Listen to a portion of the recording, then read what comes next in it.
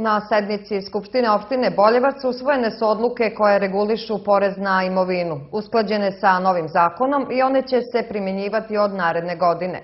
Odbornici su usvojili i program komasacije u Krivom Viru koji se realizuje uz podršku nemačke organizacije GIZ, a diskutovalo se i o radu u pojedinim osnovnim školama. Naredna sednica Skupštine opštine Boljevac biće održana u decembru kada će biti usvojen budžet za 2014. godinu. Naplata poreza na imovinu građana opštine Boljevac u narednoj godini regulisana je novim odlukama koje sadrže visinu stope, raspored po zonama u kojima se nalazi imovina, prosečnu cenu kvadratnog metra nepokretnosti, koeficijente za pravna lica i stopu amortizacije. Suštinu izmena, odnosno nove odluke, obrazložio je predsjednik Skupštine Ljubiša Janošević.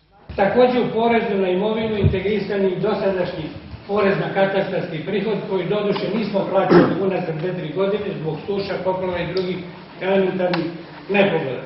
Kada prevedemo to na teren poreskih obveznika, bit će slučaja da će neko plaćati manji porez nego do sada, a boga mi bit će i onih obveznika sa većom imovinom koji će svakako plaćati veći porez. Jedinu primedbu tokom rasprave izneo je odbornik Mića Micarević i ona se odnosi na zone vezane za seoska područja. Vi ste tu trebali da stavite i podzone. Zato što ja ću da uzem jedan primjer selo Valakonje.